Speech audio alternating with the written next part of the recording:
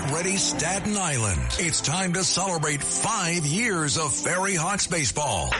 Come out to the ballpark as the Ferry Hawks welcome in the Charleston Dirty Birds May 5th through the 10th. Grab the kids and come on out. We kick it off on Tuesday, May 5th with Cinco de Baseball with $5 tickets and $5 food and beverage specials. And we end the week as we celebrate all moms on Mother's Day. Moms get in free. Visit ferryhawks.com now to lock in your seats. The Larry Kudlow Show on the Red Apple Podcast Network.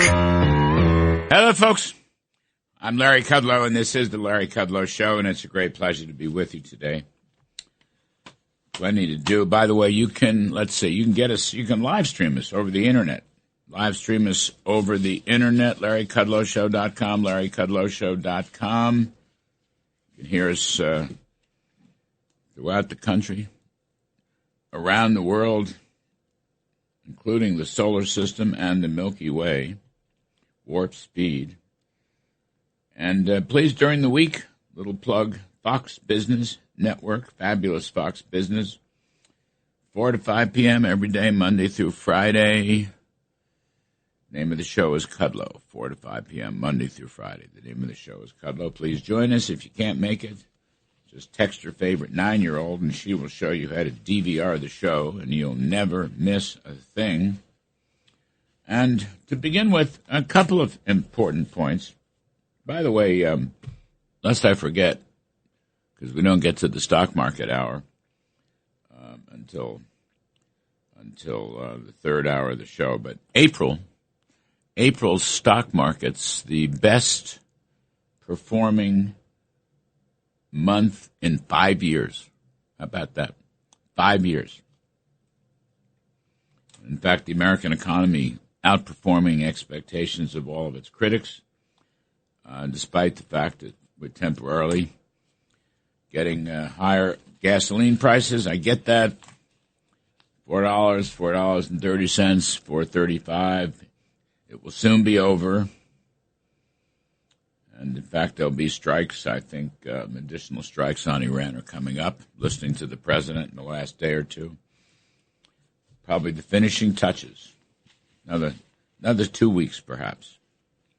Anyway, I just wanted to mention that. Best stock market in 5 years, okay? Just in case people lose hope in the American economy. Don't do it. Now, I want to begin with, I'm not a poll-driven guy. Never have been, never will be. Voters vote. Polls don't vote. But it is interesting to me, and we talked about it on the TV show yesterday, the Harvard-Harris poll, very good poll, highly respected poll, and a poll, I might add, that's evenly weighted between Democrats and Republicans. This is the Harvard-Harris CAPS poll. Registered voters, 2,745 registered voters. The split was 977 Republicans, 984 Democrats, and then 785 independents. So R's and D's, pretty much split 50-50. It's not a heavily weighted Democratic poll, as so many are. Most of them are. Anyway, Marc Penn, you may know him, smart guy, very moderate, conservative Democrat. He was an advisor to President Clinton, Bill Clinton, years ago. He's no crazy. And the interesting thing about this poll is that while it talks about the same issues as so many other polls, same issues, Iran, the economy, affordability, border security, immigration, etc., etc., it shows completely different results than other polls, than lefty polls, than the mainstream legacy lefty media polling, which is always heavily weighted towards Democrats, regardless of the fact that Mr. Trump got 50% of the vote in 2024. Anyway, Listen to these numbers. On Iran, starting here, on Iran, 74% of the voters polled here believe the U.S. is currently winning. Now, virtually every press organization is telling us Iran is winning or stalemating. But hang on a second. 74% of these polled said the U.S. is winning. Another 74% believe Iran should be prevented from obtaining nukes. 66% want Mr. Trump to insist on all major conditions in any negotiation. That is unconditional surrender. And 57% approve of the blockade. It's very important. Phenomenal support for what President Trump is doing in Iran. From this poll, which is run by Democrat Marc but is an evenly weighted poll between R's and D's. Now, it's registered voters. It's not likely voters. But nonetheless, it tells a completely different story than most of the media polling. And there's a warning here. There's a warning here. As former Speaker Newt Gingrich has said, Democrats have become the pro-Iran party. And that is not a good place to be. And I've said many times, Iran is going to be a sleeper issue come the midterms. When the dust clears and Mr. Trump gets the credit he deserves and America wins this war and we completely end the crazy Iranian regime, the mullahs, most gruesome regime since the Nazis of the 1930s and 40s, it's going to be a sleeper issue come November in the midterms. Nobody is assuming. I hardly ever see any reference to it because all these papers, I don't care whether it's the front page of the Wall Street Journal or the Washington Post or the New York Times, they're all assuming that this war will hurt Trump. I'm here to tell you it is likely it will help him and the GOP enormously. Enormously. And the Democrats are digging themselves a hole. Being pro-Iran is essentially what they're doing. And then the poll goes on. Other issues on the economy, key issues. People are very worried about inflation, prices, affordability. Absolutely. Then when you ask them in this poll, who do you trust more to manage the economy? The responses are Mr. Trump and the Republicans 53, Democrats 47. A 6-point deficit for Democrats. Once again, so many of these media polls, which are heavily weighted towards Democrats, assume because people are worried about affordability, they want to go back to Democratic-run policies. I don't think so. I don't think so. Another point. Open borders. Open borders. Big issue. 58% think Democrats are in favor of open borders. 58% think Democrats are in favor of open borders, where folks do not want open borders. Another vulnerability. Closing the border is one of these 80-20 issues. All right, maybe 75-25. Another one. Voter IDs, right? Photo IDs, citizenship papers. 65% of those polled think Democrats are against voter ID requirements. That is correct. They are. And they like it very much that Republicans are in favor of voter IDs. So I'm knocking out a bunch of issues here. Iran, closing the border, affordability in the economy. The Harvard-Harris poll, which is evenly split between Democrat and Republican straws, are suggesting the Democrats have a huge deficit. One issue after another. Finally, the race for Congress. I mean, you'd think the Democrats are ahead by 10 points, given the press coverage day in and day out, and all the propaganda you get, which is covered heavily by the media. The Harvard-Harris poll shows 50-50. 50-50 in the race for Congress, which probably means GOP is ahead, well ahead, because down through the years, if the Republicans are 5 or 6 points off, that means they're going to do very well because so many of these polls are unbalanced. This poll is not. Now, I always say polls are not votes, only votes are votes. But I will also say that the press coverage is never fair. The legacy media is a lefty media, and again, I don't care what paper it is. Maybe the best one I know of is the New York Post. But the Harvard-Harris poll, Marc Penn's poll, suggests the Democrats may be in for a shock. Now, we're just beginning the month of May. The election is not until November. I get that. But you think these numbers are going to change a lot?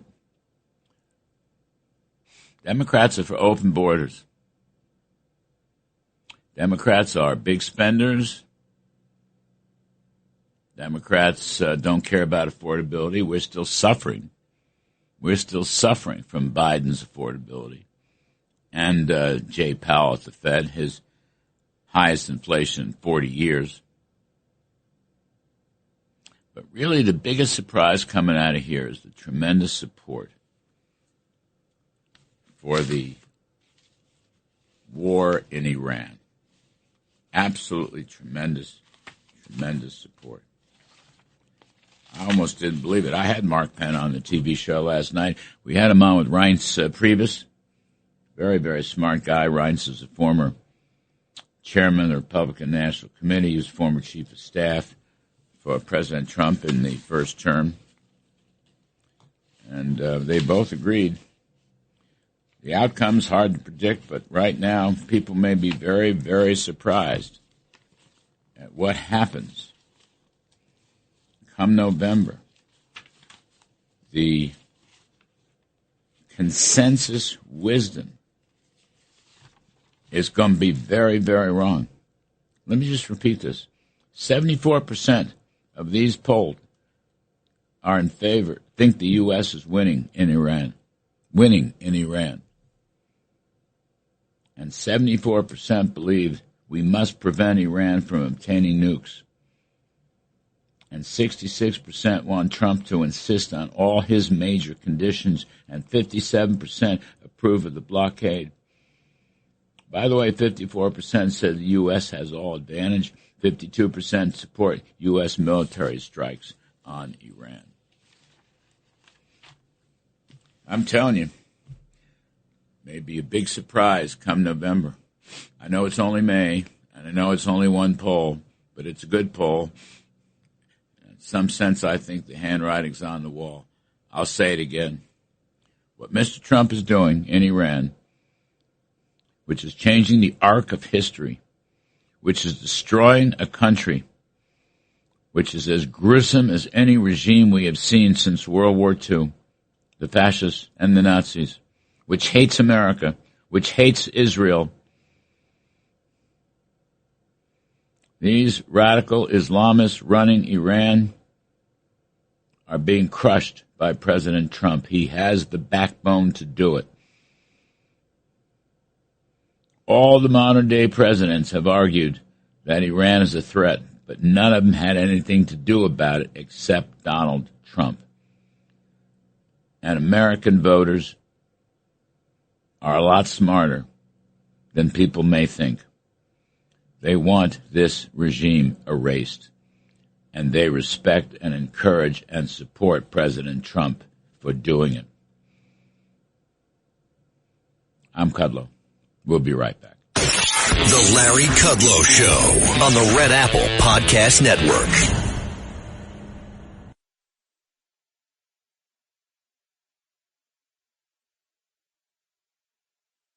The Larry Kudlow Show. Entertaining and informative. On the Red Apple Podcast Network. As I said at the top, April is the April past, right? Today's May 2nd. April is the best month for stocks since 2020. How about that? Since the announcement of the vaccine in 2020. Courtesy of my pal John Carney, who will be here at the top of the next hour. The Dow is flirting with new record highs. The S&P has hit a record high. And for the wartime economy, which really is not our war, it's Iran that's getting clobbered. Their economy is getting smashed. We'll talk a lot more about that over the course of the show. But here in the States, we are in a manufacturing boom. That's right. The Institute for Supply Managers' fourth straight month of rising manufacturing, production, new orders. By the way, the S&P Global, their ISM manufacturing index has been rising for quite some time. In the GDP report, no, it wasn't a fabulous report. 2.7% for the last year. It's not all bad. It's nearly 3%. If we hadn't had a Democratic shutdown last winter, it would have been a little bit higher. But business investment is booming. Booming. So-called CapEx in Wall Street lingo. Capital expenditures, which means more jobs, better training, higher wages, more productivity, and better economic growth. All that is happening. Naysayers notwithstanding, the fact remains the economy is resilient and strong. And yeah, we got high gasoline prices, but that's only going to last a little while longer. And that will help too. And finally, Jay Powell, who thinks he's a martyr and thinks he wants to be chairman for life, guess what? He's not going to be. His term ends in 2 weeks, a fortnight. He wants to stay on the Federal Reserve Board. My suggestion to Kevin Warsh, the incoming new chairman, reformer, just take away Powell's parking spot. You'll see how long he lasts. I'm Kudlow. We'll be right back with General Jack Keane. Please stick around. The Larry Kudlow Show on the Red Apple Podcast Network.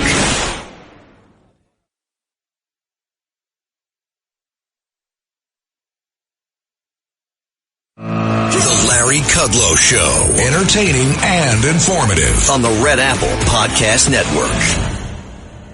And we welcome back to the show General Jack Keane, who is a great man, by the way, and has taught me so much down through the years, particularly in this war, but not only this war. In any event, he is the chairman of the Institute for the Study of War. He's a Fox News senior strategic analyst.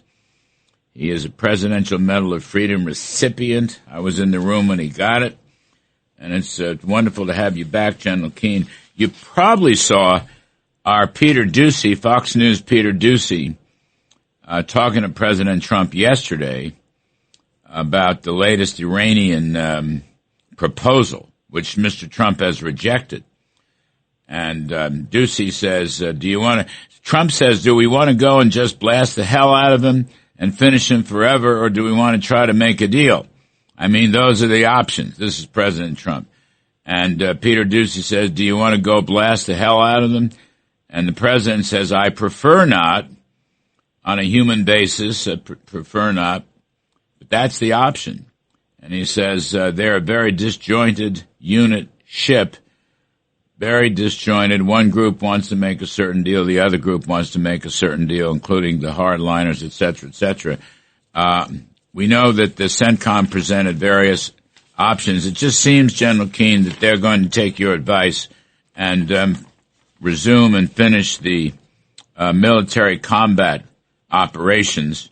I'm wondering if you see it the same way.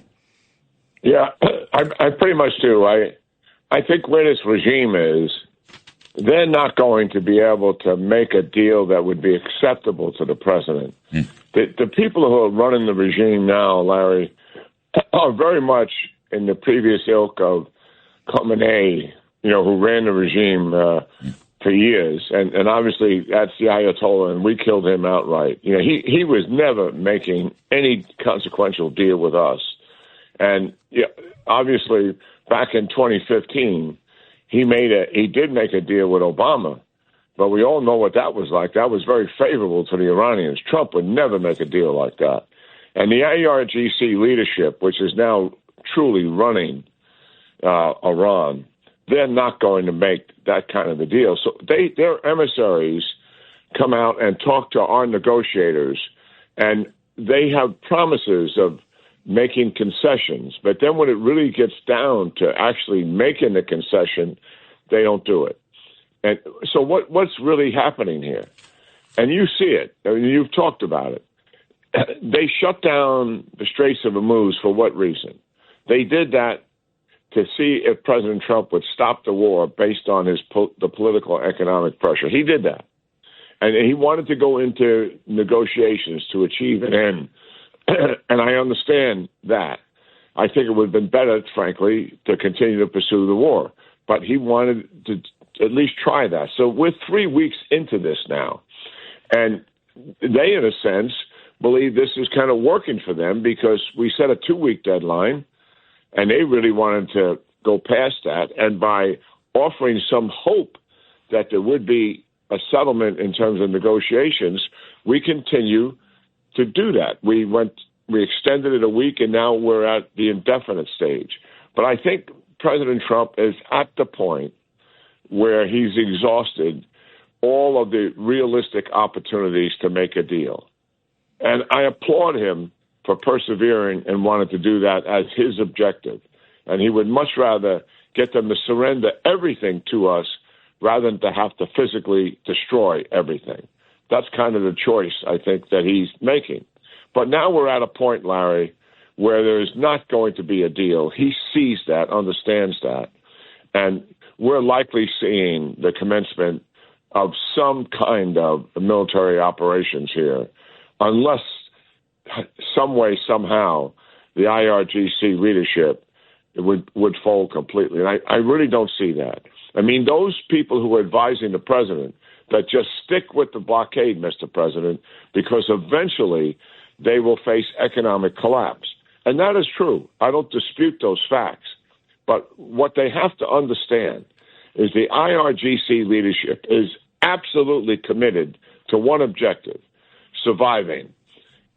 As a regime and as leaders of that regime, they will let their people suffer for weeks and months in terms of serious economic peril, with electricity going out, gas lines, food shortages, you name it. They will put their people through that hell so that they can survive and not make a deal. So where I think we are on a path here where return of some military activity and maybe full-thrusted military activity as well. And I think the sooner we get at that, Larry, the better, because we can finish it in a couple of weeks and begin to so undermine this regime that it will likely eventually fracture and fall apart. I also think one other thing we should be doing is the CIA and the Mossad should be working covertly, in earnest, to undermine the regime and to assist the Iranian people. The military here is handling the kinetic side of it. That piece is more appropriately in their hands. And I think that work should be done every single day. And it would also give the Iranian people hope. After this regime is crushed militarily and crushed economically, they will likely be very vulnerable. And so that's another pathway that we should be working on in parallel to the return to military operations. You know, one of your points is such a great point, and it's hard to understand, but I think you've made us, or you've helped us to understand. The embargo and the blockade is working, including what Scott Bessent is doing at the Treasury. I interviewed him last Wednesday. Economic fury along with epic fury. But they don't think the way we think. So whatever the suffering is on the part of Iranian people, ordinary Iranian folks, families and so forth, they don't care. Their only goal is to stay in power, and they'll do whatever it takes. So the economic decline, economic implosion, it doesn't have the impact it might have here or in a more civilized country or a more civilized government. That's a really important point. You made it. There's a great story in the New York Post, or actually it was probably off of Fox News I'm looking at. Retired top U.S. general says Trump has only one option with Iran: resume bombing. They just don't think the way. They don't care if the economy implodes for ordinary Iranians, do they? No, and I understand. I mean, we are who we are. We have strong values here. We're reasonable, logic, intelligent people.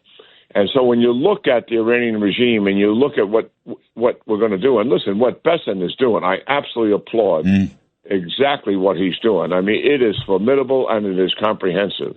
And you add what we're doing in terms of denying them all exports, 100% denial of export by sea. Obviously, they're doing some things by land to compensate, but it's not going to even come close. So, when you look at that, reasonable people would be squeezed so hard that they're going to make a deal. No, that's not who these guys really are. I mean, if you just look at Ahmad Vahidi, if you look at a portrait of this guy, we were talking about it, you and me. I mean, this guy looks evil. And the reason why he looks evil is because he is evil. He doesn't look at life and values the way we do. And you can't look at these regime leaders through that prism. You got to look at it from their perspective. And that's why in our intelligence service, so our audience understands, they represent like a red team, we call it in the military. And they try to think and portray what the enemy is doing and what would the enemy do to us and what are they thinking? What are the values that are driving them to come to this conclusion? And that's why intelligence services are so valuable in assisting decision makers to make the right calls here. And that's what you and I are trying to do here. Think in the terms of their value system, what is really important to them. I mean, my God, we're not publicizing it, but they are hanging people every single day. Their political opponents. And all they did, they demonstrated against them. Did they take up arms against them? No. What did they do? They stood in a street with other people. That's all they did. And they're systematically hanging them every single day, in addition to the 30,000 that they mowed down in the streets. These guys haven't changed one iota, and they're not capable of making a change. What I gather, and we don't know with certainty what the latest Iranian offer was, quote-unquote Iranian offer, but what I gather from various reports and a couple of contacts, they don't want to really definitively give up their nuclear capabilities. They're hanging on to that. I mean, they're trying to make some kind of deal with respect to the blockade and or reopening the Strait of Hormuz. But when it comes to the nuclear part of it, it's all very vague, and they want to discuss a discussion. I mean, it's typical Iranian, they string you along forever, as you pointed out many times. They're not giving up their nukes. They're not giving up their enriched uranium either. I mean, I think that is what is blocking President Trump from accepting any offer at all, or sending people back to Islamabad, whatever it is, 15 hours on the airplane. They're not even on the same page as we are with respect to the nuclear threat. And that's the essence of this whole thing. Yeah, you're absolutely right about that. Again, for our audience to understand, it's not just having the nuclear weapon. It's having a capability close enough to have it in their desire. They believe that just even the threat of having that nuclear weapon gives them leverage in the region. And the evidence supports that conclusion. Think of this. The Arab states, most of the Arab states, except for the UAE and Qatar, did not respond after they have been attacked hundreds of times and had people killed. They still haven't responded. And why is that? If you ask them to this day, if they would actually be honest with us, why haven't you gone against this regime? Because they still believe at the end of the day, if the regime survives, the regime is going to have leverage against them. And it's extraordinary what they've been able to do and influence with just having the threat they will eventually have a nuclear weapon. They knew if they had a nuclear weapon, they believe it would guarantee the preservation of the regime. Saddam Hussein, if he had a nuclear weapon, no war. They watched Gaddafi give up nuclear weapons because he was afraid of a war, and that was the reality of that. So that's why it's so important to them, because it's tied to the preservation of the regime, and even short of having the weapon, they have proven for many decades that just in the pursuit of a nuclear weapon and being close to it gives them huge geopolitical influence in the region. So that is why that is on the table, and they want what? They want enrichment and the capability to continue enrichment. They'll say, well, we want to have it just for civil nuclear purposes. You know that's a bold-faced lie. They have one nuclear power plant. They could have had 20 by now if they wanted it. They want to be able to go from a little enriched uranium to a lot, so you can make a weapon at a time of their choosing. The other deal is there are Arab countries that have nuclear power, but what happens is we don't permit them to enrich the uranium themselves. They have to get it from another source, so they don't develop the capabilities to enrich uranium, which could lead to a nuclear weapon and then proliferation of nuclear weapons in the region. So our audience, one more time, understands the reason why this is so dangerous. It's not just Iran getting a nuclear weapon. It would mean almost immediately that the Arab states would go get nuclear weapons. Some of it they would make themselves. Some of it they would just get the capability from Pakistan, and very quickly with their resources, we would see proliferation of nuclear weapons in the region. Henry Kissinger said to me more than once, he said, Jack, listen, the most dangerous issue I've ever had to face in our country today, he was no longer a government official, but as the world's diplomat, he said it's not the calamity of World War II, which I was physically present for. It's the fact that if nuclear weapons proliferated the Middle East, it is almost a guarantee that we would see the first nuclear exchange in the history of mankind. And the reason would be because Iran would be willing to use it.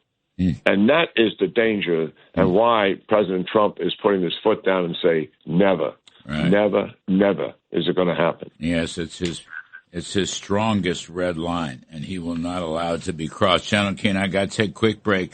If you would stay with us, we will come right back talking to great General Jack Keane. I'm Kudlow, folks. We'll take a break, and we'll be right back. The Larry Kudlow Show on the Red Apple Podcast Network.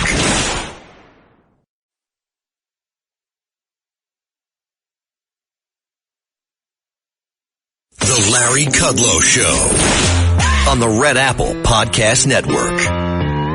And we continue our discussion with General Jack Keane, who is the Fox News senior strategic analyst.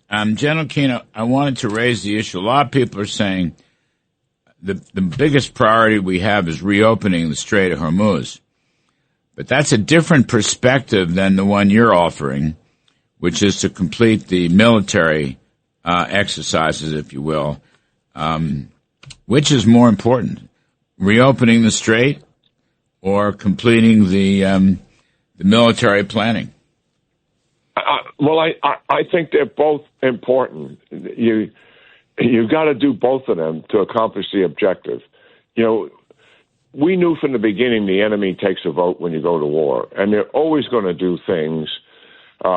In this case, we expected them to close the Straits of Hormuz. It was just when. So if they shut it down, and obviously they have, we have to open it. It is a priority, and we have to finish all the other things that are on our target list to be able to accomplish the assigned missions. So this is a step the enemy took, and we have to deal with it. Whether we do Straits of Hormuz first or begin combat operations and do Straits of Hormuz towards the end, I don't think that we can do them simultaneously because of the amount of resources that the Straits of Hormuz would require itself and all the targets that we have. So I just see it as a continuous pattern. If we start with combat operations, we'll likely open the Straits after. If we start with the Straits of Hormuz, then it'll continue after we open it up right into combat operations. One way or the other, Larry, we've got to do both. It's hard to understand. I mean, I was always an advocate of reopening the Strait, but as I look at what's happened over the past 3 weeks during this ceasefire, which is almost endless ceasefire, I just don't see it where we're going. It seems a bit aimless to me. I know the president in his heart would love to make some kind of deal or arrangement, but, even on that score, he's not going to make a bad deal, as you say many times, and I agree. I know him very well, but I think it can't be done. We cannot make a deal with them until we hurt them even more. And I don't know how far that goes. It's a military decision to a large extent, hurting them more. But it just seems to me something's got to give here, and that's why I'm speculating that very soon we'll return to combat operations. No, you're absolutely right. I mean, we're right on the cusp of it, I suspect, because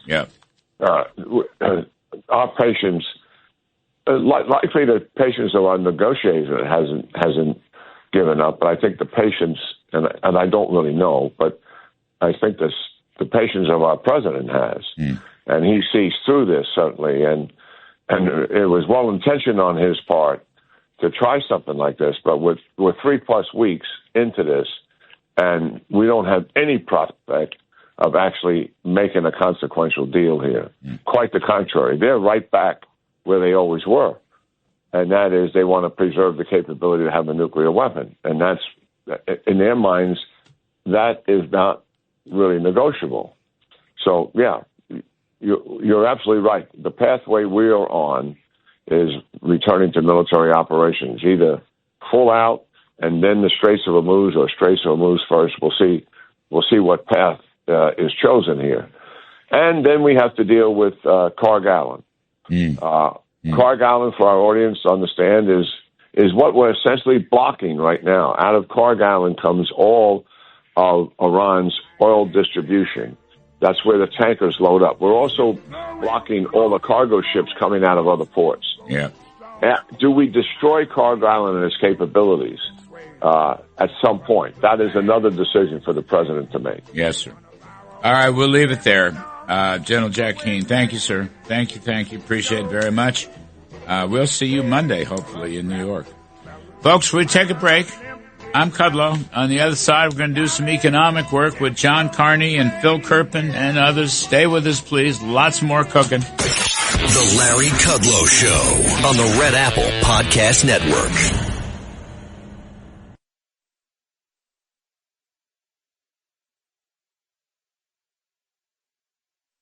The Larry Kudlow Show. Entertaining and informative On the Red Apple Podcast Network. So, as I mentioned at the top of the show, we got a bunch of economic numbers this week, and it really turns out that the American economy is a lot more resilient than many folks, certainly Trumpian critics would have us believe. It's Iran's economy that's going down the tubes one way or another, and the American economy is doing just fine. It can do better and probably will once we get past the temporary oil shock and the gasoline price shock and all that. But really, business is doing great. And one reason business is doing great is profits are doing great. It's a whole different model of the economy. profits are the mother's milk of stocks and the lifeblood of the economy. You're not going to have an expanding business unless it's making money. And then it can hire people and pay wages, and that translates into family income, and that translates into consumer demand.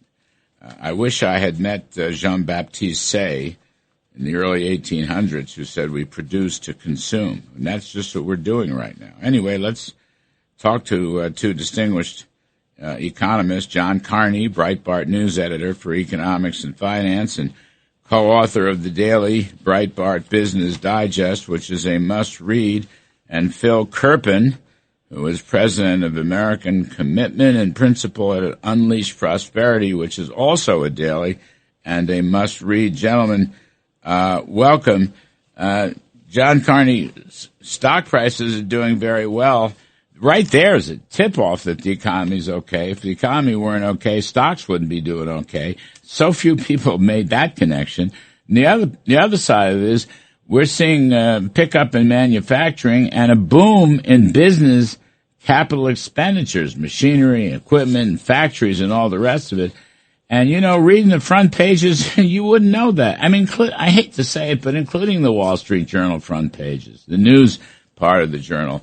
So it shouldn't come as a great shock, but nonetheless, we're doing pretty darn well. Yeah, Larry, you're absolutely right. When you look at the headlines, they're pretty gloomy. Every time a tech company lays off some people, that gets all the headlines. But in fact, what we see in weekly jobless claims is very few layoffs happening in America. And as you're saying, the stock market has had the best month in April since 2020. Basically, since we discovered that Pfizer had developed the vaccines for COVID, and stocks jumped. Well, a similar thing happened in April as investors realized that the economy wasn't going to be derailed by the Iran war, that gas prices went up, but they didn't go up to oil prices didn't go up to $150. Gas prices aren't at $6. And profits are coming in, and profits are not only fueling the stock market, but they're actually fueling this investment boom. I don't think investors would be happy with companies spending as much as they are for a lot of AI investment, for a lot of capital expenditure, if the profits weren't there, but they are.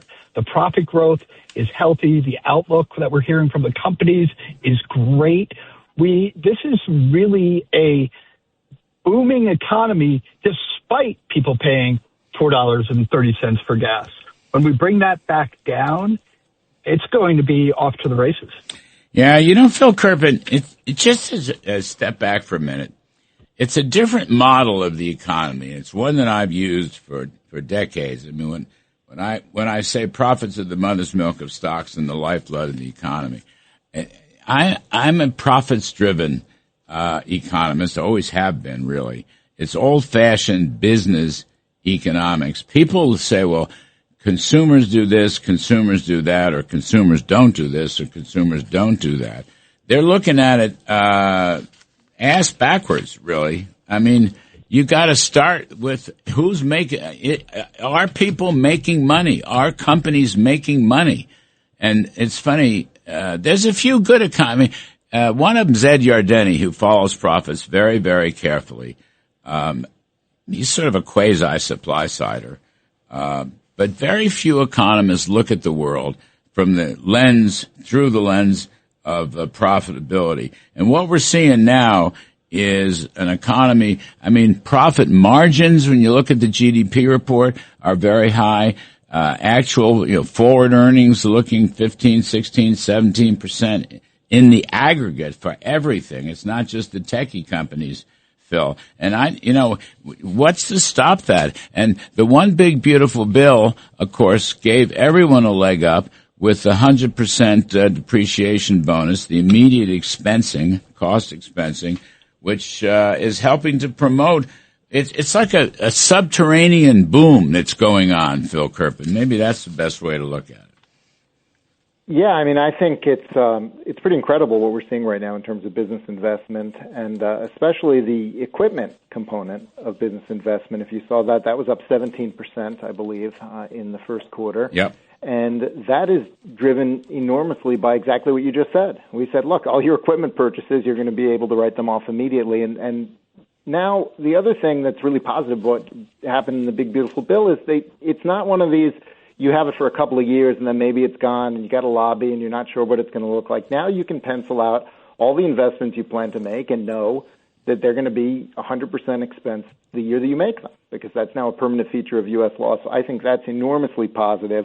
The only weak area really in terms of investment is that we didn't see good numbers in structures or in homes, in residences. But everything else on the business side looked fantastic. And you're exactly right. That's the much better indicator of where we're headed in the future than what the consumer's doing. Because if we're more productive and we're producing more, then incomes are going to rise, standard of living is going to rise. Phil, why is housing still in the dumpster? Yeah, I don't know. We've got a lot of negative sentiment, I think, that is kind of keeping housing down, and we've got a lot of bad policies in a lot of places also. I mean, if you look in Texas where you've got really good policies and the market is able to meet the demand, I just saw some incredible charts the other day. All the rental markets in Texas are now back near all-time lows in inflation-adjusted rents as a percentage of income, because they've had huge building. They've had a lot of build to rent. One of the problems we've got nationally is you've got very little build to rent, and we disincentivized it further because they keep in Congress talking about banning build to rent. So who's going to construct a big project if you might be prohibited from renting it? And so I think we've got a lot of bad policies, state and local, and maybe some bad policies coming federal, or the threat perception of them anyway. Would it help just on this point, John Carney? I'm coming back to you in a minute, but Phil, if we inflation indexed capital gains, which is something that we've talked about doing for a long time, but we never seem to do. We've inflation indexed the income tax code, but not the capital gains. Would that induce more selling because it wouldn't pay so much? It wouldn't pay the cap gains tax on inflation. We'd just pay it on the real gain. Would that put more homes on the market? Would that do it? Well, I think it would certainly help. We would unlock a lot of assets that are just being held because of because of how bad the tax bite is. And of course, every capital gains cut we've ever had, Larry, has increased revenues because of the unlocking effect, every single one. And so this would, I think, be a very smart way to do it rather than just cutting the rate again. Let's say we're not going to tax the inflationary component, and I think that would unlock a lot of assets, not just homes, but a lot of other assets that are being held just because of that tax. And I think the reason there's so much momentum behind doing this now, and we've been talking about it for decades, but the reason there's so much momentum now is every single asset in the economy has this big inflation component in it because of what we just had under Biden. And so, say we're not going to tax all of those assets, it becomes much more likely that they'll be sold. Now, I don't know if we can get the votes to do it, and I don't know if Trump's going to try to do it by executive means, but at a minimum, what Congress should do is say we're going to increase the $500,000 exemption for primary residences, and there's actually a bill to double that and inflation index it going forward that has a lot of Democrat support. So that one could be bipartisan. Whose bill is it? I was not aware of that. Whose bill is that? Do you know? I think that it's Cornyn in the Senate, and the House is a Democrat. The name escapes me, but it's pretty bipartisan. All right. So, John Carney, the other, another big piece of news. No, the Fed didn't move, but Jay Powell's not moving either. Okay. So, I keep pushing. All right, fine. He wants to be chairman for life. It's the last thing Kevin Warsh really needs. By the way, it stops Trump from appointing, a fourth reformer to the Fed. I mean, he's going to take up a seat, which is most unfortunate. But, I'm only half joking when I say that we should take away his parking spot. That'll do it. I think it would help a lot. You can also put his office wherever you want. So, it would be very funny to put him in the construction site so that, the jackhammers are going. Look, I actually think that there's a connection here between what you guys were just talking about. Usually when interest rates go down, it actually tends to push up home prices, so it doesn't do a lot for affordability. I don't think that will happen this time because of the interest rate lock-in effect. When interest rates come down, it's actually going to free up a lot of people who are sitting on houses that they do not necessarily need right now, but they're unwilling to trade into a 6.5% mortgage when they have a 3.5% mortgage. You lower that differential a bit, and you will get more homes selling, which will help with affordability. And actually, I think it will help prompt home builders to do more work. It's ironic that home builders aren't building more when we don't have a lot of existing homes on the market, but I think they look out and they just don't see a lot of home buying at all, and that makes them hesitant and worried. I think lower interest rates will actually help bring more new homes onto the market because they'll see more older homes coming onto the market and being sold quickly. So what do you make of this? You had 3 dissents at the last meeting on the basis that they didn't want any hint of easing in the Federal Reserve statement. And then you and I talked about this on the TV show.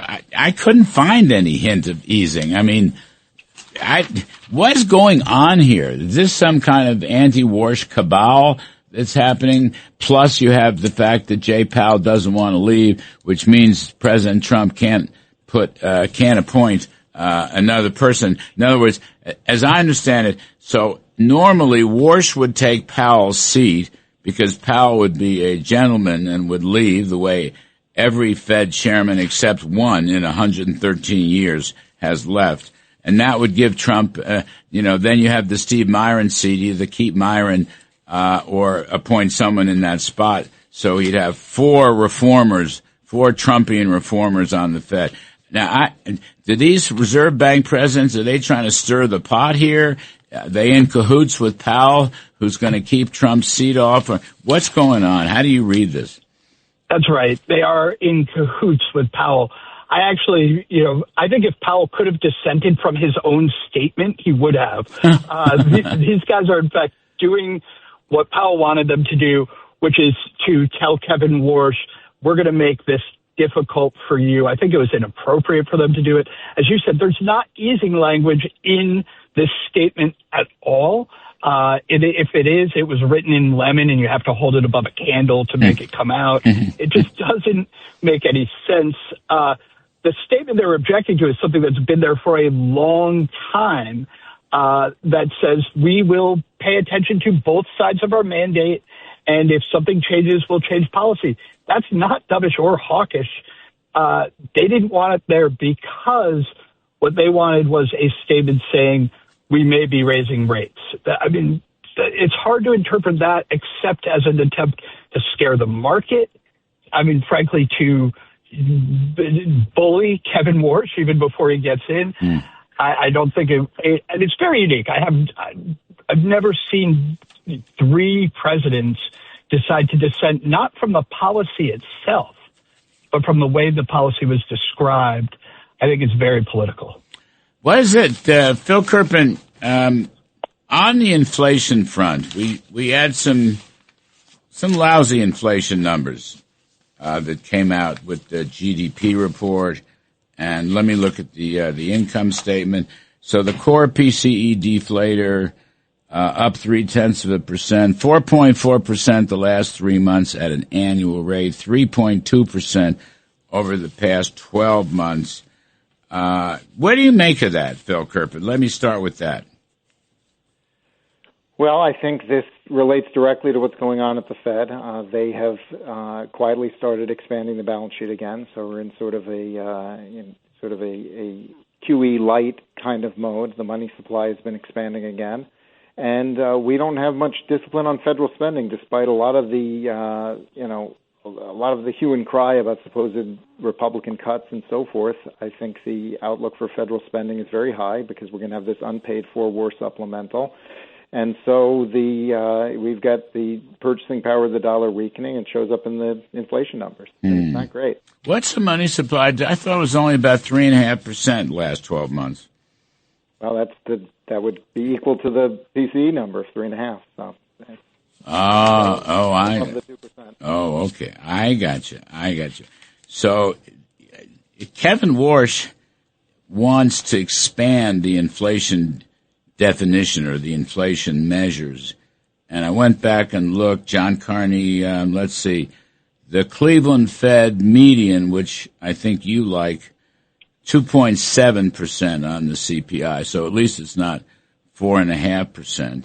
The trimmed mean, 2.6. The Dallas Fed's trimmed mean is 2.4. So those are better numbers than the PCE deflator numbers. All right, we're going to take a break. Producers are yelling at me. We're going to take a break. John Carney, Phil Kerpen. We'll be right back. The Larry Kudlow Show on the Red Apple Podcast Network.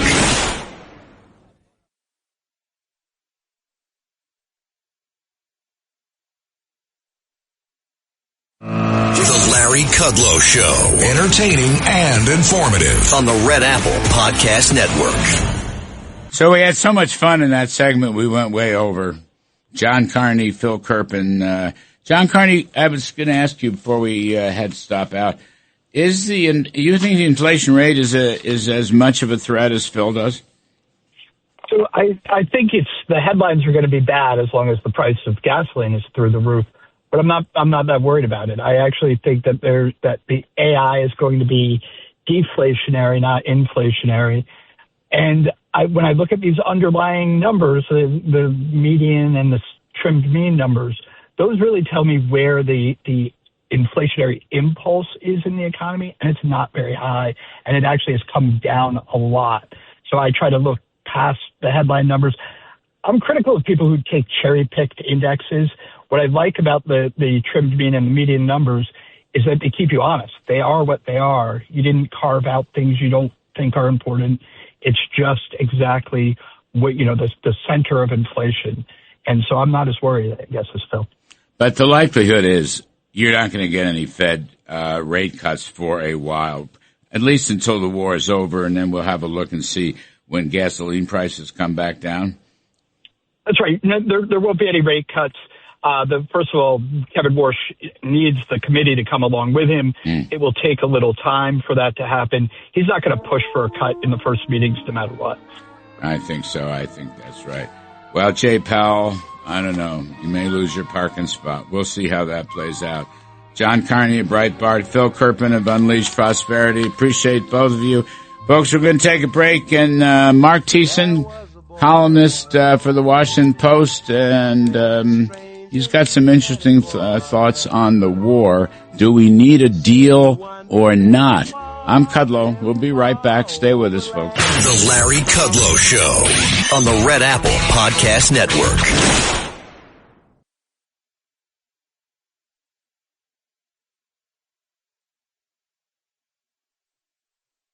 The Larry Kudlow Show on the Red Apple Podcast Network. So not everything in the Washington Post is bad. Let me lead with that. We discovered Marc Thiessen, who was a former White House chief speechwriter during a Republican administration. I think it was George W. Bush, if I'm not mistaken, Mark. And he's a Washington Post columnist, and he's a Fox News contributor. And he's been spot on during this Iranian war, so we welcome Marc Thiessen to the show. And let me start, Mark, with Trump is 14 days from decisive victory in Iran. But the key point here is, and by the way, General Keane agrees with you. He was my lead guest today. The blockade is great, and the whole economic fury with Scott Bessent, Treasury man, is great, but it's not going to be enough. We got to finish the job militarily. Probably taking out some of the leaders as well with the intelligence services, Mossad, CIA. And it looks to me like you basically agree with that we have more military work to do.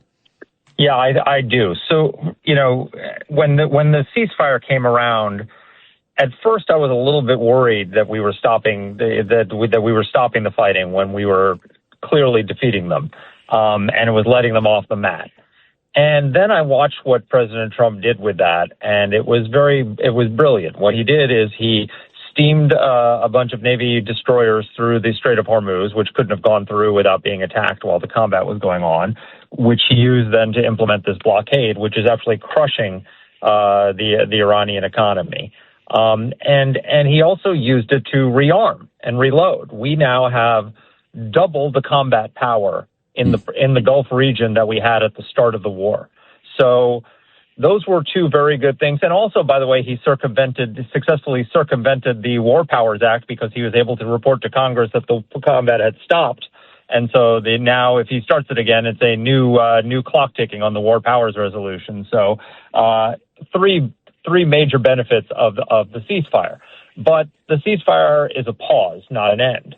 And we had not finished the job of eliminating the Iranian military capacity. We were sort of on the 20-yard line, maybe the 10-yard line, but we hadn't gone into the end zone in terms of leaving that. Now, there's two ways to end it. One way to end it is the Iranians capitulate and give us what we ask them.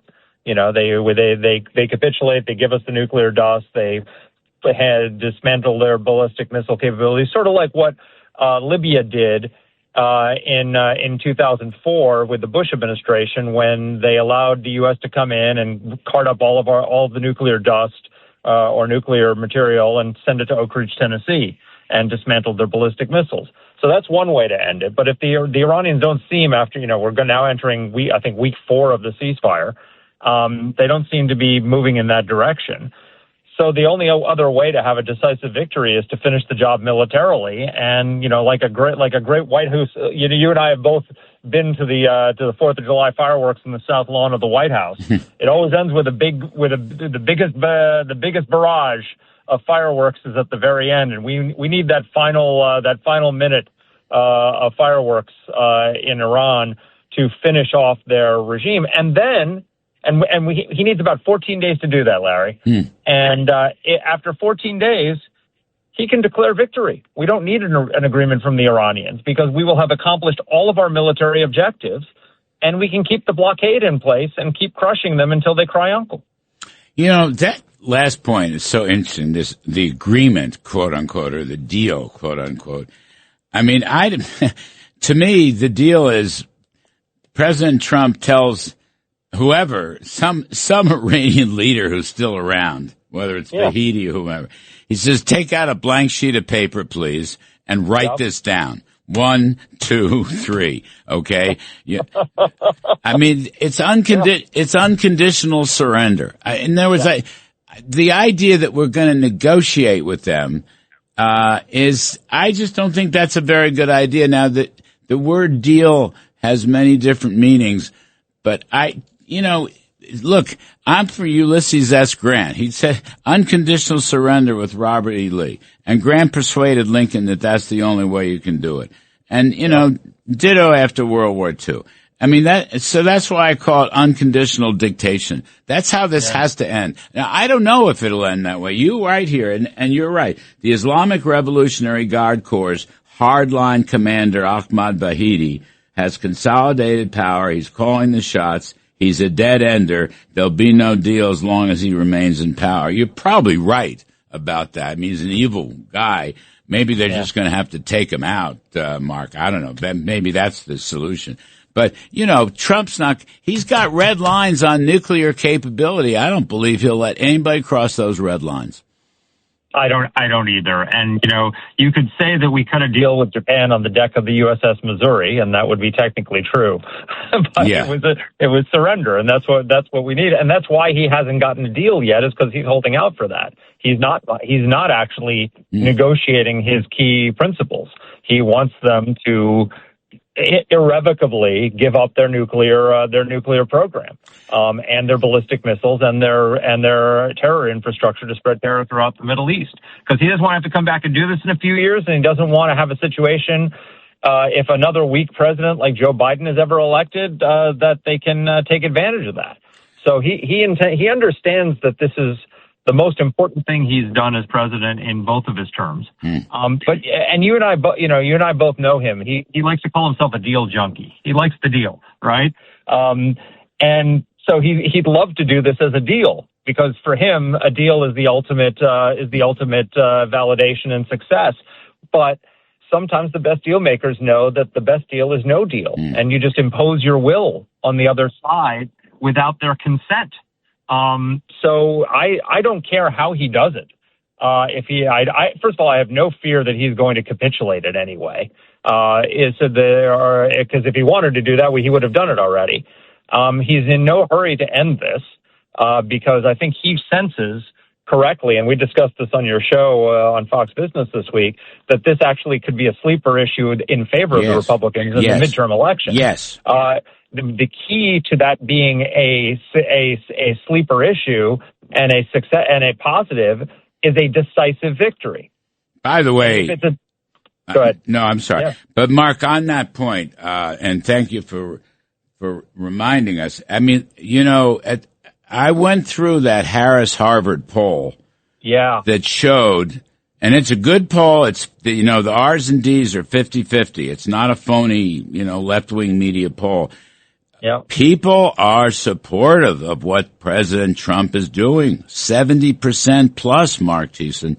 Those numbers shocked me when I first saw them, and I had Mark Penn come on with Reince Priebus last night.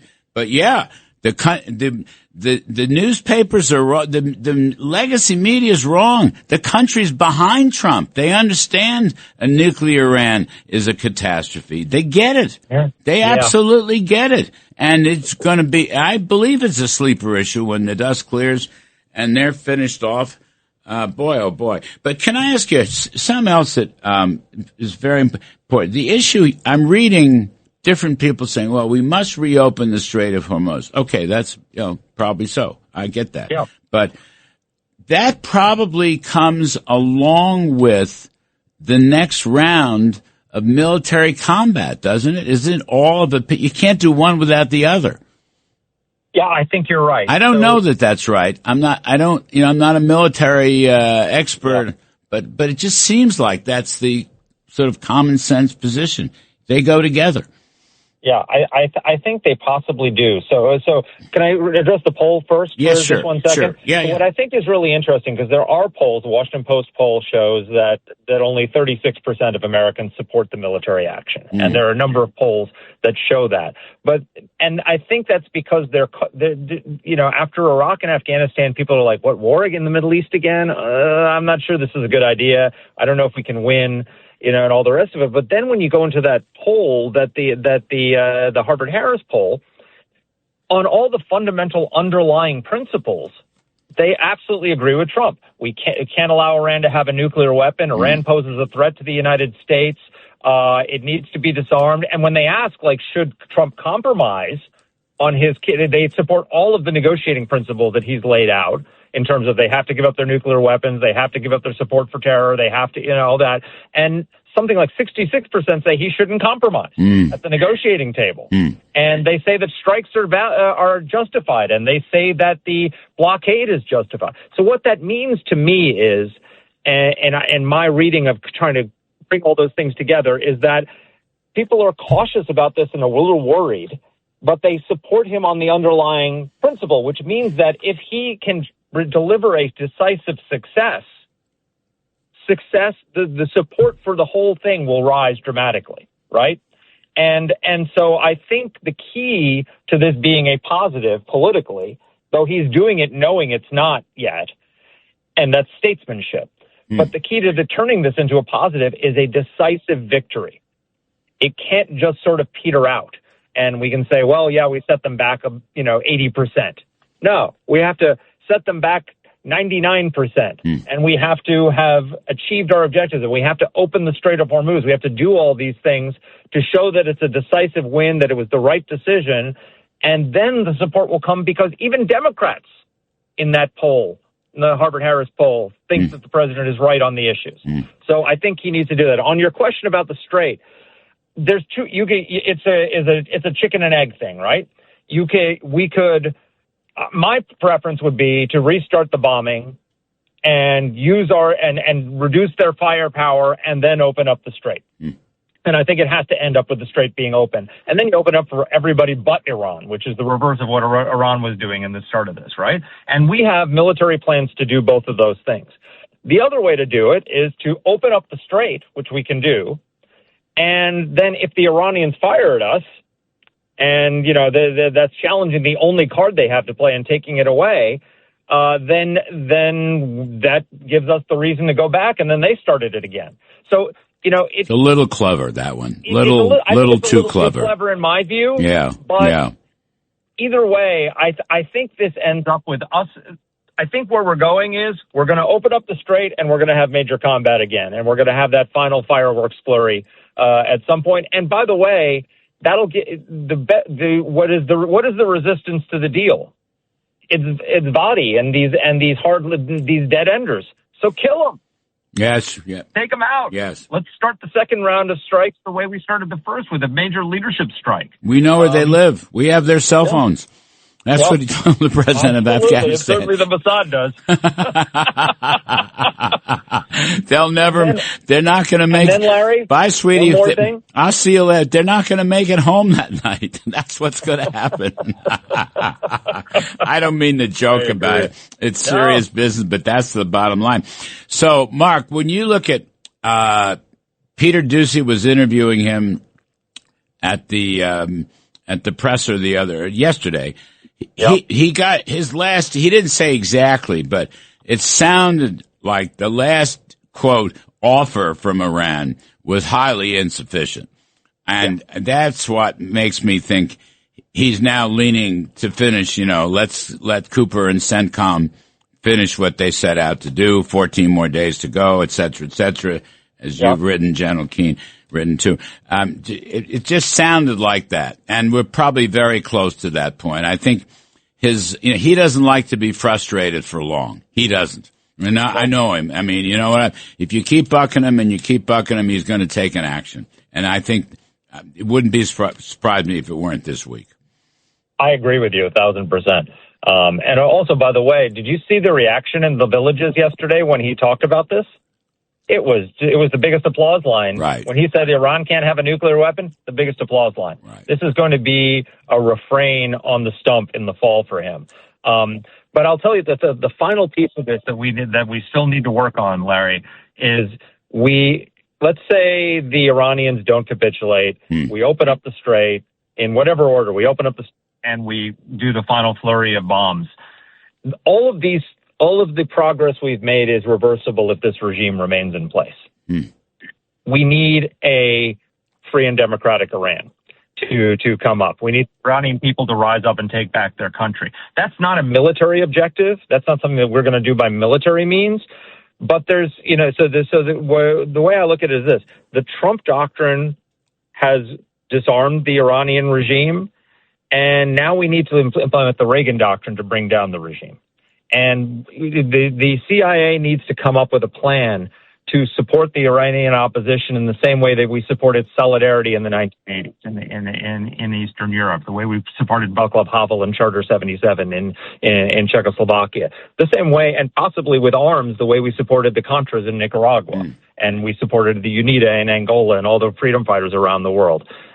We can bring there's two ways to bring down a regime. There's the way we tried to do it in Iraq, which nobody wants to do anymore, just sending lots of troops in, or you could do it the way Reagan did it during the Cold War, which is to undermine them from within with covert operations.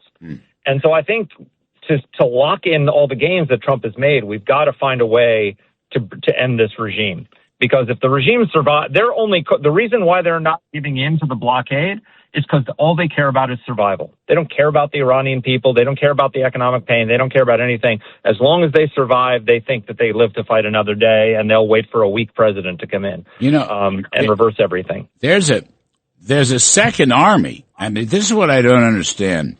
There's a so-called regular army, draftees. It's not the ILGC, not the crazies.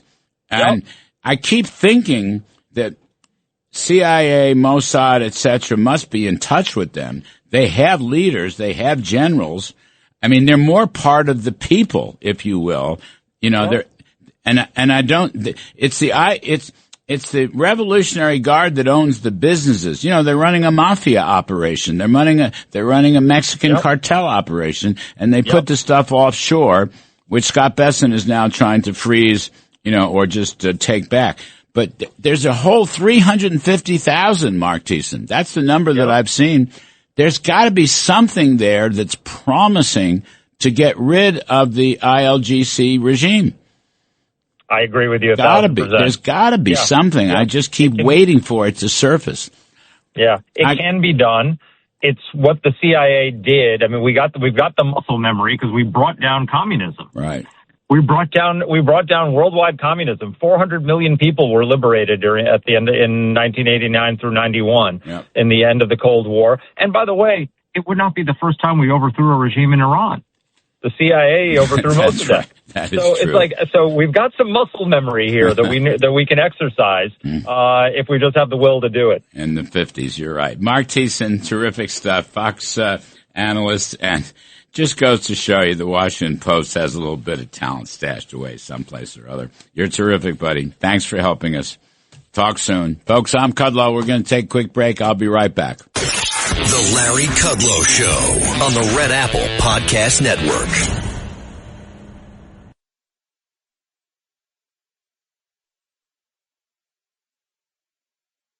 The Larry Kudlow Show. Entertaining and informative. On the Red Apple Podcast Network.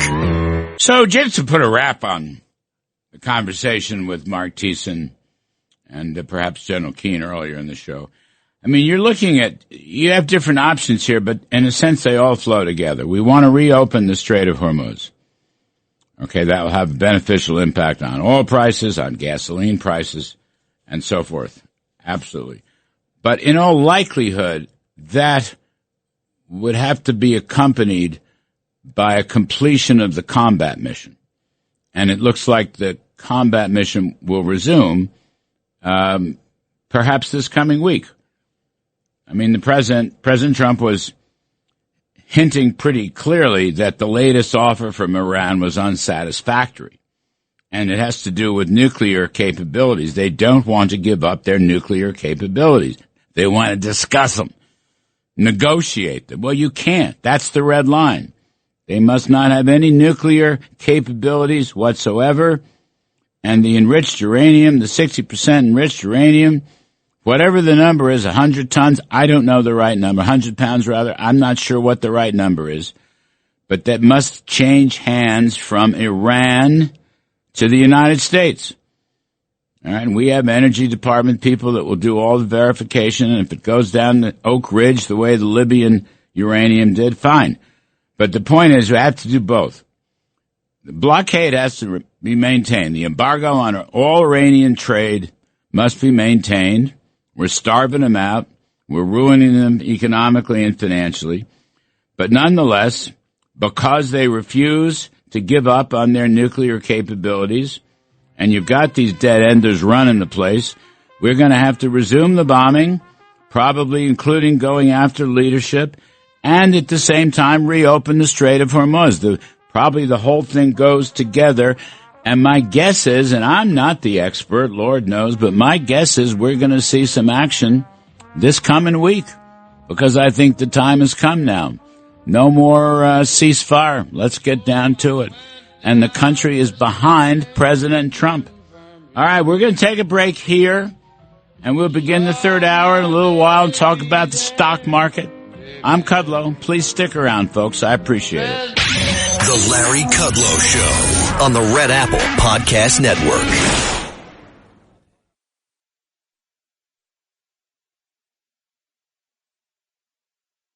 The Larry Kudlow Show. Entertaining and informative. On the Red Apple Podcast Network.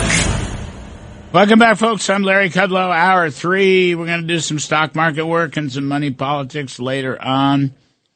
By the way, you can live stream us over the internet, LarryKudlowShow.com, LarryKudlowShow.com. You can hear us all across the country, around the world, throughout the solar system, including the Milky Way. And please join us on fabulous Fox Business Network, Monday through Friday.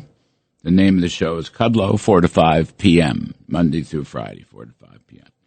If you can't make it at 4, well, just text your favorite 9-year-old, and she will show you how to DVR the show. You'll never miss a thing.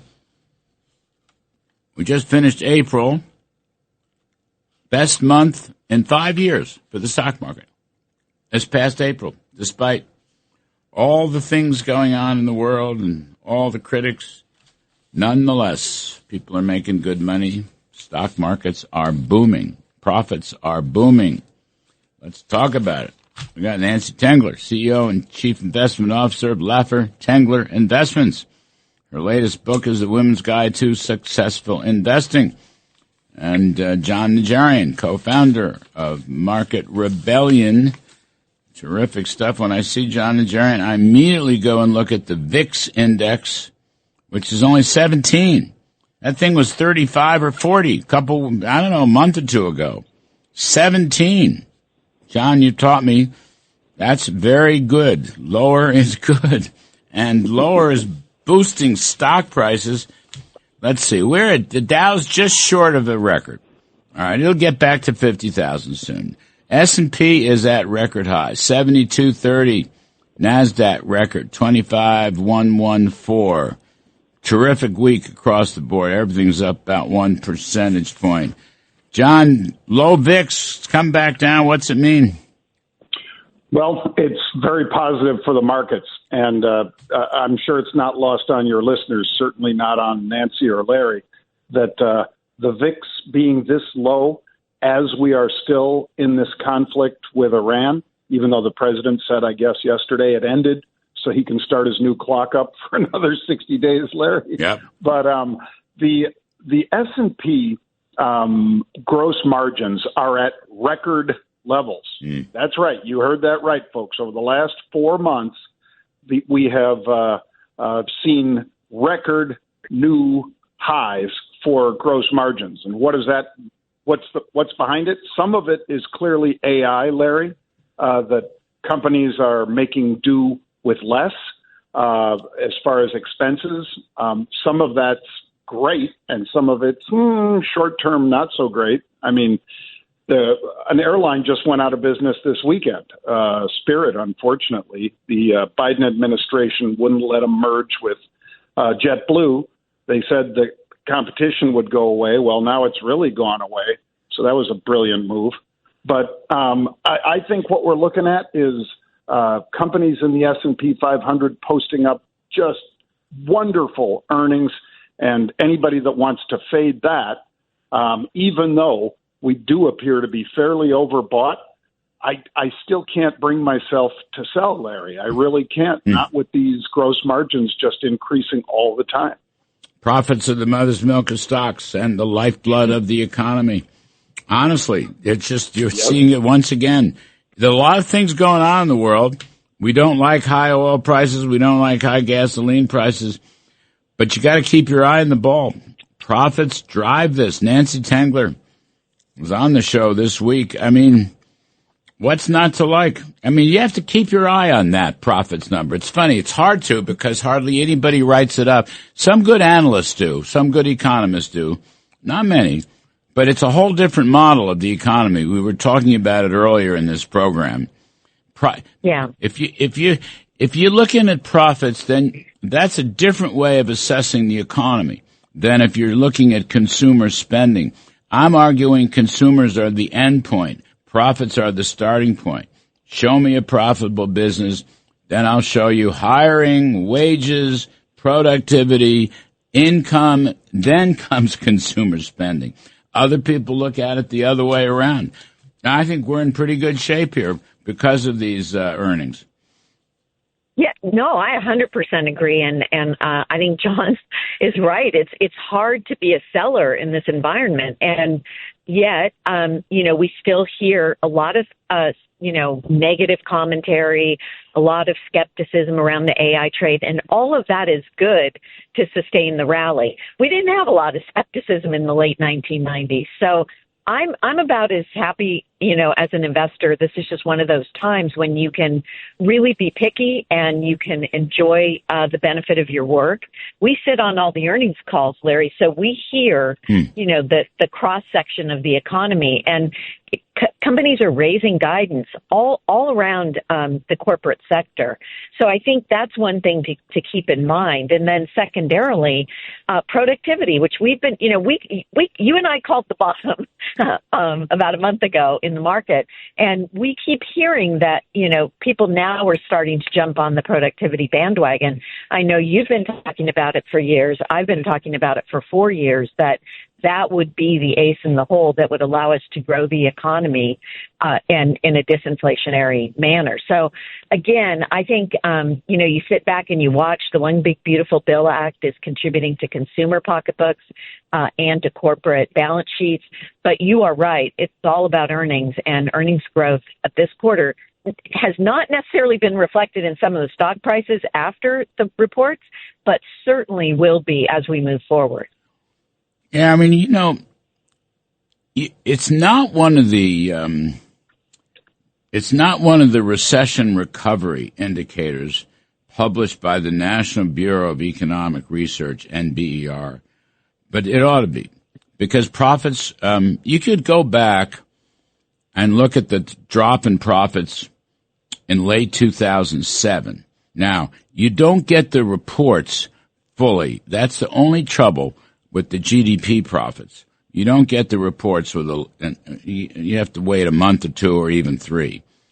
That's not the worst thing in the world, but that's the way it is. You do get the up-to-date stuff, or closer up-to-date, from these earnings calls, as they're called, and so forth, and people try to glean what they can glean. But really, it ought to be a leading indicator. I mean, only because it doesn't get published quite so rapidly. That's the only flaw. But you're on your own. I mean, you get these S&P earnings calls and so forth. People should pay attention to them. It's more important. I mean, gasoline prices, I don't like it either. What is it, $4.35, $4.40? This will prove to be temporary, but I know there's a lot of complaining about that. But it doesn't. But in 2008, inflation adjusted, it was $6.17, $6.20 a gallon. So, and even if you go back to 2022, it was like $5.60 on average. So we're much more efficient using and producing energy, about 1.5% of the consumer pocketbook. I mean, John's got a lot of insight on commodities, so I don't want to spend my air on that. I'm not an expert, but I do know that, real wages have risen, and energy prices have an impact, but they don't have the kind of impact they've had historically. Well, we produce a lot of energy. We got bigger production. It's actually good for some parts of the economy and the people that work. I mean, right, John? What does the commodity story look like? Well, Nancy's exactly right. The obviously American energy independence, even though we do import some from Canada, we do import California, unfortunately, because of their leadership, imports more than they should, because they could just satisfy their needs with their offshore oil. But until President Trump did what he did, they weren't doing that. And they've driven a lot of energy producers out of their state, like Chevron and so forth. But I keep going back to the raid in Venezuela. Now Venezuela is back up to 1.23 million barrels a day. That's a 7-year high for them. And I got to believe, only going higher from here, Larry.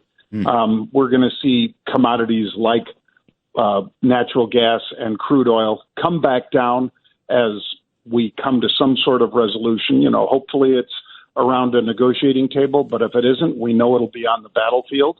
And the IRGC, in other words, the military in Iran, is going to rue the day that they didn't take a reasonable deal. Supposedly, they're offering again now both nuclear and the Strait of Hormuz to get the president's people back to the negotiating table. But it's going to have to be a fairly one-sided negotiation because he holds all the cards. They don't have any. And The longer they wait, the more likely it is it's a military solution, unfortunately.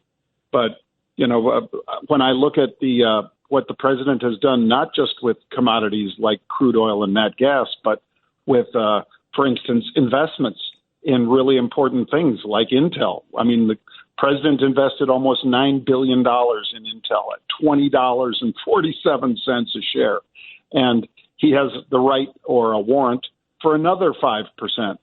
The amount that has gone up since we made that investment is in the hundreds of percent. So unrealized gains are over $30 billion right now. It's a critical infrastructure. Where's Intel trading? Just in the after hours, it's over $100 a share. Again, he invested at $20.47. I don't want to encourage him. Well, I tell you what, he might even be a better investor than Pelosi. Touche, John. Well said. But he's not doing it for his account. He's doing it for the taxpayers' government account. But Exactly. And so I can't help but be bullish. Do I think we'll see some pullbacks? I bet Nancy and I both think we'll see some. Mm-hmm. I don't know when, and I don't know what the catalyst will be, but I do think that if you're holding, it's been a very good year. And as Warren Buffett said, if every time the market goes down you sell, you're doing it wrong. Oh, yeah. And what's interesting?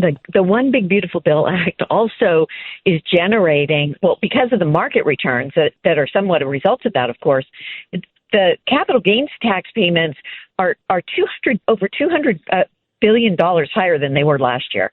So they're kind of offsetting the refunds that consumers are getting. It's a master scheme. I don't know if it was intentional, but to John's point, Venezuela, then that's all very positive. How about the UAE?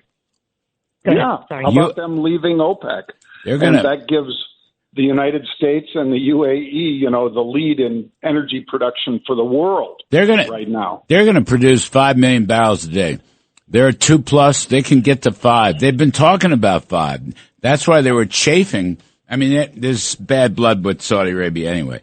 But putting that aside, why should they be limited? They can produce more. Abu Dhabi can make up for lost revenues, make up for lost time. It's a big deal. Others may follow suit. Others may follow out of OPEC. I think OPEC's really very bad. Maybe it'll just be Russia and the Saudis.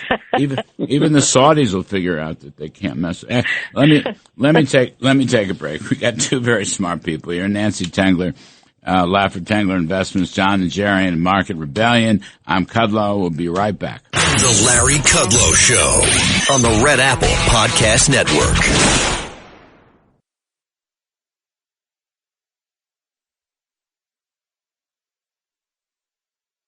The Larry Kudlow Show on the Red Apple Podcast Network. We're talking stocks with Nancy Tengler and John Najarian. Nancy, it's not all AI. I mean, it's even the manufacturing numbers, business CapEx numbers. It's not all AI. There's stuff going on in agriculture. There's stuff going on in industry. Actually, if you look at industrial stocks, are up 11.5% year to date. It's in healthcare, medical care. I'm just making the point. It's not all power data centers and AI. No, you're right. This is where diversification comes in, but you want to own the winners in each industry, obviously.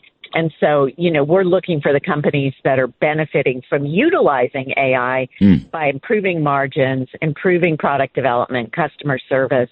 That's been our theme for 3 years.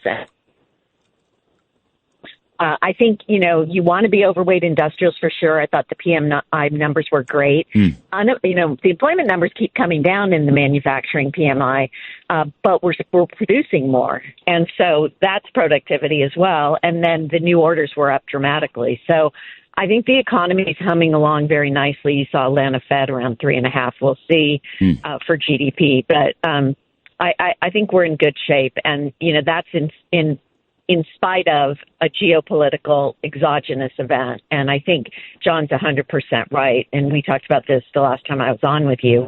The president understands what's at stake, and he's not going to chicken out, if you will. He will get a resolution. This is not the taco trade that Wall Street likes to refer to him. So I'm excited about the opportunities. Absolutely. And where you're both exactly right is industrials. Some of them do pitch in and help out with things like AI. But as my brother has said, Larry, when you look at Caterpillar, the stock has damn near tripled in the past year. Tripled. Caterpillar, right. CAT. Why? Not just infrastructure. It's because the data centers need things that are going to be built by people on bulldozers and land movers and all the rest of that. Then you've got GEV, which is like energy transmission. It's General Electric Vernova, and that one is up 45% or more this year. I mean, these are industrial companies. Again, GE Aerospace, the sad news about Spirit, I'm not happy about that, but GE Aerospace has just been killing it. And when you look at how well they're doing, and again, no one's going to really tell us that it's an AI play, but I'm sure that, to Nancy's point, they're using AI to make themselves more efficient. And more efficient means more profits, and more profits mean the stock goes up. I saw AI is going to put young lawyers out of work. Like, you don't have to train them the first 3 years because you can use AI instead. Is that true? Fewer lawyers? That has to be the most bullish thing I've heard in ages. I think the other side of that argument is because AI is going to do all the grunt work, there's going to be more lawsuits. I said in a presentation. Yeah, so who knows? But I'm with you. I think we'd be somewhat better off. So, by the way, my pick of the week is Kevin Warsh. Yeah, Kevin Warsh. And your non-pick of the week is Jerome Powell, but we're going to take his parking spot away, so we won't be long for this road. Anyway, Nancy Tengler, thanks. John Najarian, thanks. The Larry Kudlow Show on the Red Apple Podcast Network.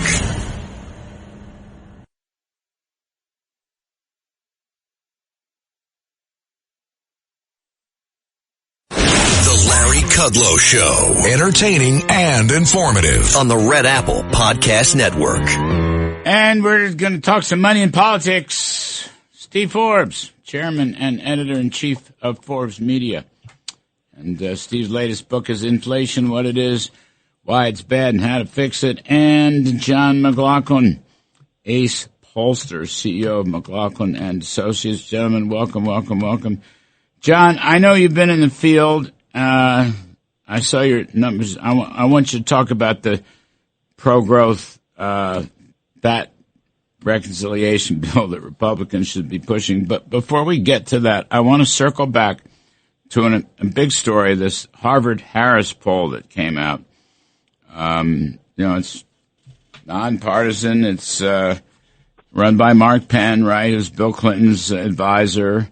And the thing about the poll is it showed incredible support, 70% plus support for President Trump's efforts, to denuclearize and end the regime in Iran.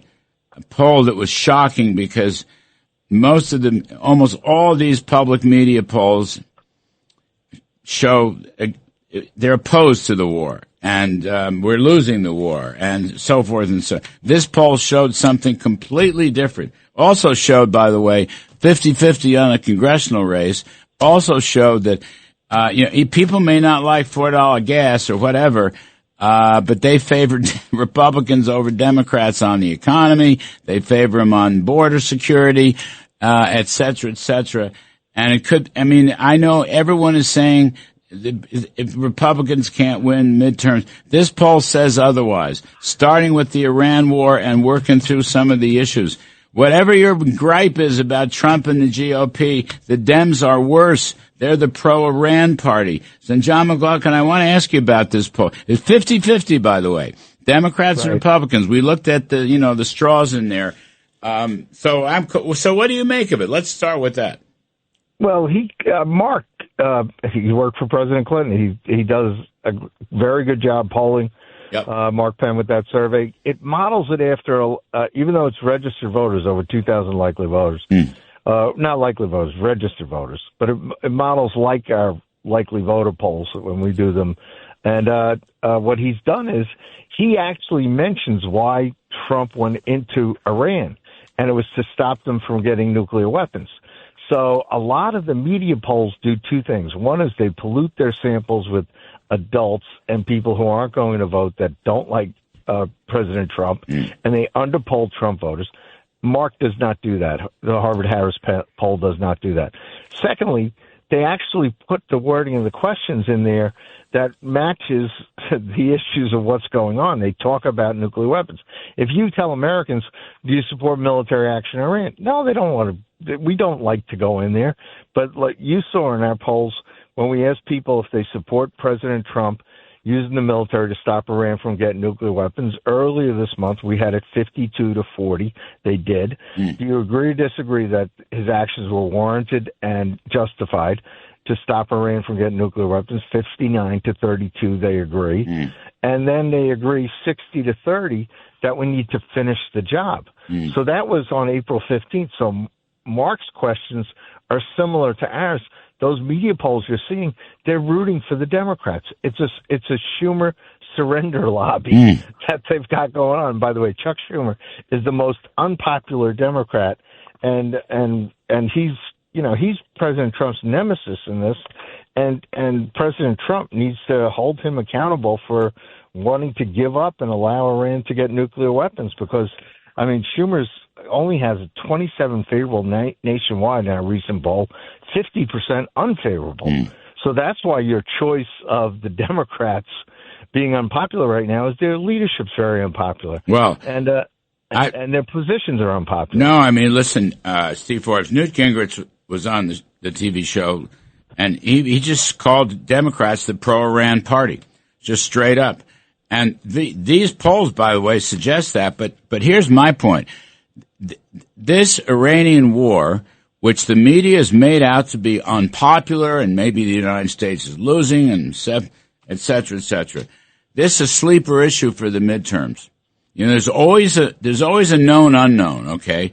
The known is the war. What's unknown is the fact that it may be a whole lot more popular than anybody thinks, at least we're being told, by the legacy media, virtually all of them. I'm going to assume that President Trump, that we will, quote, win this war, reopening Hormuz and stopping their nuclear proliferation and so forth. This could be a big, there's always something out there that people don't get, Steve. This could be it. That's my only point. I don't know this.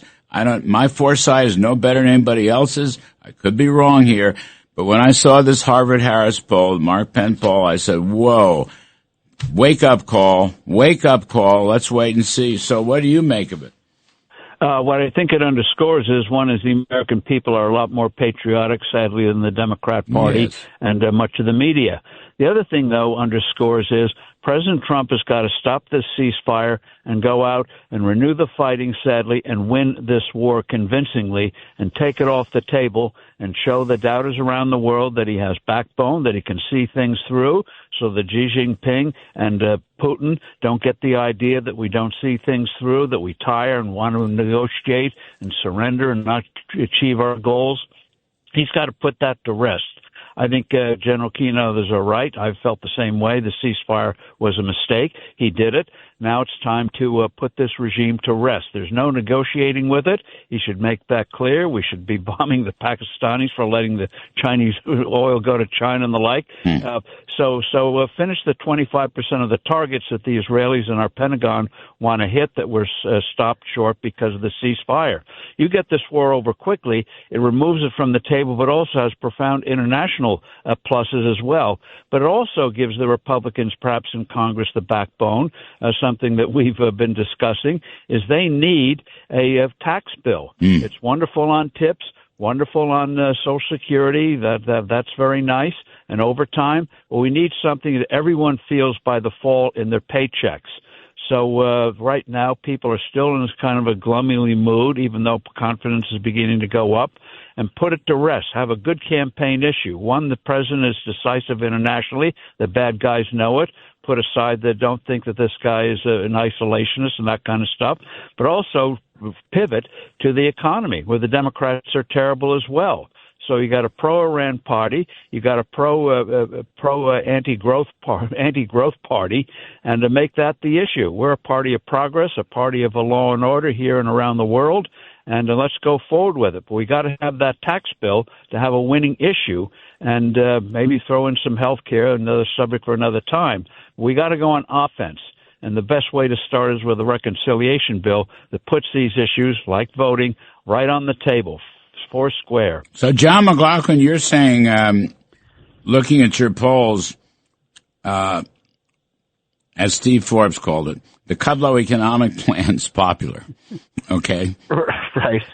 But it's a multi-bill. Look, I want to cut taxes.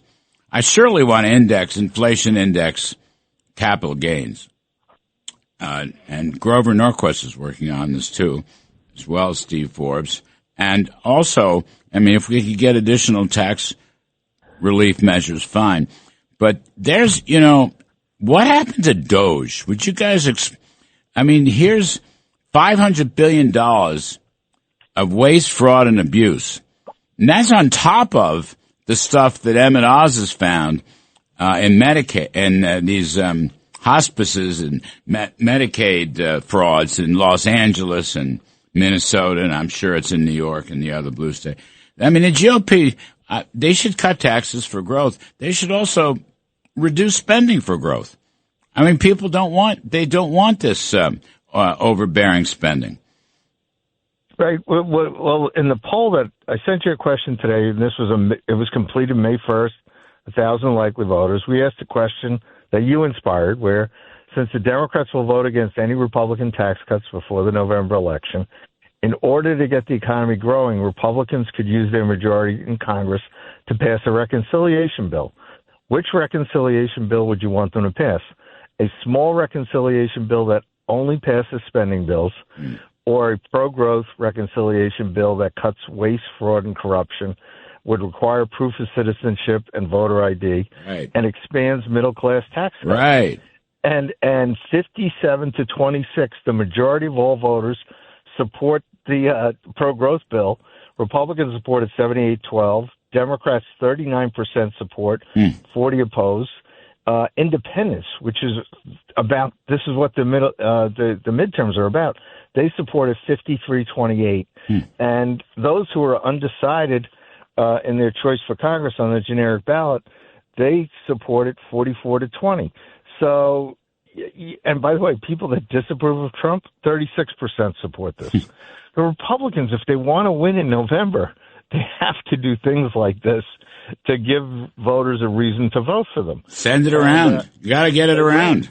And good results. And the key thing is, in terms of cutting spending, we have to make it clear we're not cutting programs. We're taking the Leering Center and other real-life examples. That's what we should have, a whole bag full of real-life examples of waste, fraud, and abuse. Yeah. So we're not taking anything away from anyone who needs it, not touching the safety net. We're cutting out the massive fraud. Here are everyday examples, and let them defend the Leering Center and things like that, and say we support the safety net, but we want to make sure the resources go where they're deserved and not in the pockets of all of these crooks and scams around the country. Well, dead people shouldn't get benefits. Right. That was Elon Musk's. That was Elon Musk's point, and he got hosed down for it. But it's still a good point. Dead people shouldn't get benefits. They get other benefits. They get heavenly benefits, but they don't get budget benefits. But they need real life examples, and people relate to that. You're not taking anything away from anyone who deserves it. All right.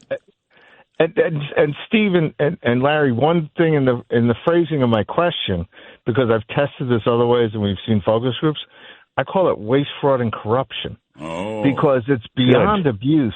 Oh. It's when they sent the FBI to arrest the people that were stealing millions and millions from the taxpayers. that's what makes this an important issue, the corruption part. The Democrat, whether it's Maine, by the way, I've got a governor's candidate in Maine, this guy Bobby Charles, way ahead in the primary, because he's going after the corruption they had with Somali immigrants that Janet Mills allowed to happen. In Minnesota, it's about corruption. In New York and California, it's about the corruption of the Democrats, whether they're stealing from Medicaid or they're stealing from child programs, et cetera. If we got to put faces and names to that corruption. What about the guy with the Nazi tattoo running for the Senate in Maine? Exactly. Maine going to elect a Nazi? Really? It's either that or they return Susan Collins. So if I'm Susan Collins, I don't think she's getting any tattoos like him. But he's really radical, and the Democrat Party, and they've taken over the Democrat Party from Chuck Schumer. So Chuck Schumer's going along with all these radicals, and we need to make an issue and have a contrast election, a choice election. I'm just saying, tax cuts and corruption. Boy, that's a winning formula. And I like that. Waste, fraud, and corruption. I gotta put that in the vocabulary. I like that a lot. Steve Forbes, I think Trump, by the way, to your point, and it's an important point, but he had his ceasefire diplomacy. I think it's coming to an end. Could be this week. You listen to what he was saying Thursday and particularly yesterday. I mean, Iran is still trying to bargain for nuclear capability. He cannot permit that, and he won't permit that. And it sounds like, and I don't know everything there is to know, but it sounds like he's going to give CENTCOM a green light to finish the job. And it's supposedly only 14 days, but whatever it is, knock out the leaders. I think he's going to follow through on this.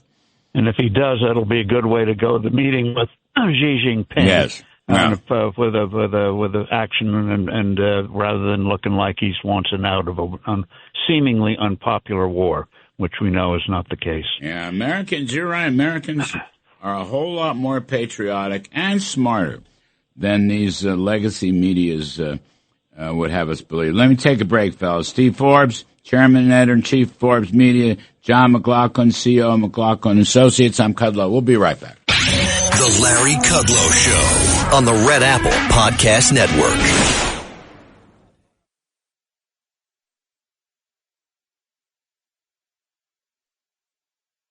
The Larry Kudlow Show. Entertaining and informative. On the Red Apple Podcast Network.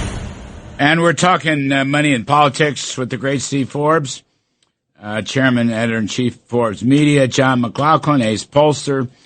Steve Forbes, is a big story about the state of Washington, which adopted an income tax for the first time, and a very high income tax, I think something like 9%. It went from 0 to 9, which is a lot. I don't know if they passed a wealth tax or not, but they're talking about it. California's talking about a wealth tax. New York and New Jersey are talking about wealth taxes. I mean, this whole idea that higher taxes can somehow spur growth and jobs and prosperity is remarkable to me. Just on the face of it, that Bernie Sanders, Elizabeth Warren, socialists that have taken over the Democratic Party, what is their growth message? How are Democrats going to run in November? I mean, this is why the Republicans have to be aggressive, yes. But on the other hand, these people have to be held to account. I mean, you got people running to all the red states, Tennessee, Texas, Florida, etc., all the red states, away from these blue states. The blue states make the most noise, but they're getting clobbered. How can they, in good conscience, explain to Americans that much higher taxes is good for growth? I don't get it.